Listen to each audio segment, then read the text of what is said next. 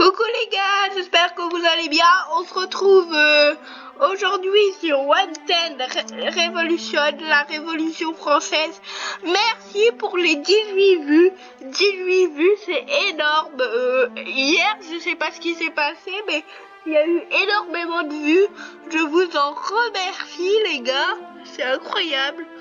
Bon bah voilà. Avant de commencer cette vidéo, allez voir encore une fois la meilleure youtubeuse du monde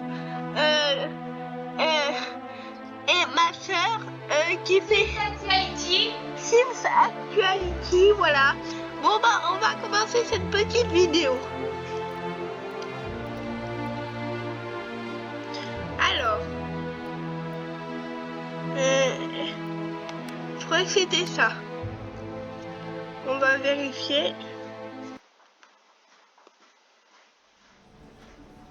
Oui, alors lui les gars c'est Hébert, alors je crois, ou Hubert, attendez, Hébert, voilà. Alors c'est un journaliste qui faisait le père Duchesne en fait, voilà, du coup on va l'interroger. Je te prie de te présenter citoyen, quel culot espèce de traître. N'écoutez pas ça en fait, c'est parce que dans la carrière que je joue, pour lui je suis un traître, du coup là il dit je suis un traître, mais n'écoutez pas. Je veux que tout le monde sache que moi Jacques Hébert j'ai été trahi. Au moins nous avons maintenant ton nom. Alors on va trouver les questions. Tendance à provoquer des troubles. Attendez. La trahison. C'est contre-révolutionnaire. La vulgarité des articles avec la tête de ce monsieur, bah c'est le mobile. Voilà.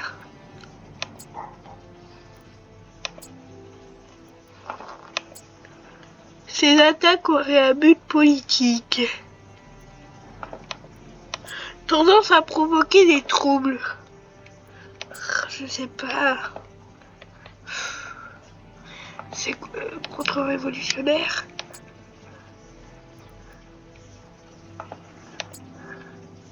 Attendez les gars. Attendez parce que là, c'est chaud. On n'a plus le droit à l'erreur et il nous reste une question à découvrir. Les attaques auraient un but politique. C'est contre-révolutionnaire. C'est trop chaud. Voilà, on a découvert toutes les questions normalement les gars. Ouais, je suis trop content. On a découvert toutes les questions pour interroger Hébert, le politicien. On va regarder les questions. Est-ce que l'accusé avouait le crime? Est-ce que son acte était de nature contre-révolutionnaire? Quel point de vue le prévenu présentait-il dans son journal? Qui était le lectorat visé par ces articles provocateurs? Alors, je vous laisse peut-être lire ou je vous lirai un petit peu. Quelle était la raison de son style d'écriture dans le père Duchesne? Il faut choquer les gens pour les faire réfléchir et agir. C'est ce que j'ai essayé de faire.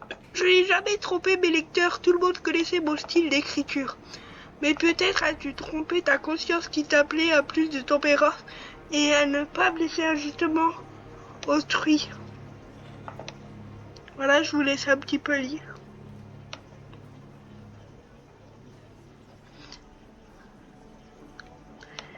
C'est quand même un bon politicien, lui, hein. Alors, il s'agit pour la plupart de ceux qui sont ignorés et méprisés, les pauvres, les illustrés, ceux qui portent la révolution sur leurs épaules. Ces articles sont donc destinés à ceux qui sont facilement manipulés.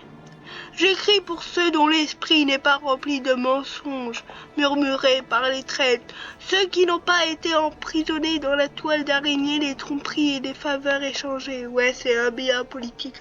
Ceux qui, si besoin, pourraient être poussés à se battre contre la Convention. Ah oui, L'honnêteté et l'ouverture dont je fais preuve dans mes articles me mettent hors de toute soupçon d'activité subversive. Mes lecteurs me connaissent bien. Mais n'as-tu pas une fois perdu un procès pour diffamation? C'était il y a longtemps. Le jury veut le décapiter.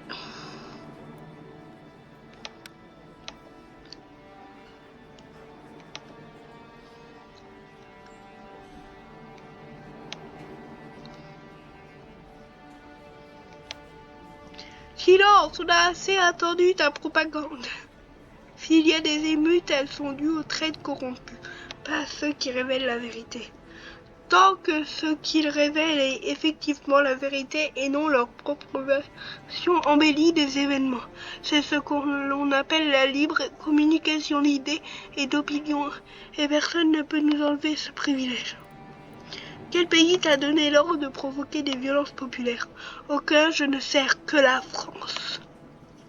Mais une attaque ouverte de Robespierre alors que les gens meurent de faim dans les rues, cela peut difficilement être interprété comme étant pour le bien de ton pays. C'est à cause de Robespierre que les gens meurent de faim.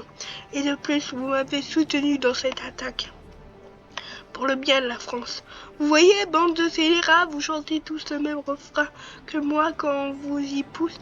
Si je suis coupable, alors vous n'êtes que des enfants du démon. Ne penses-tu pas le style de tes articles était loin de respecter la dignité de la Convention? Eh bien, la dignité de la Convention dépend de l'honnêteté de ses députés, moi y compris. Le citoyen Robespierre t'a accusé de corrompre des politiciens. Il déclare ainsi que tes articles étaient publiés dans le Père-Duchesne lorsqu'il y avait un risque que tes manigances soient dévoilées. C'est absurde. Dès que quelqu'un essayait, le nies-tu? Bien sûr, je n'ai jamais, c'est absolument ridicule. Quelconque aime la France ne croira jamais à ma culpabilité.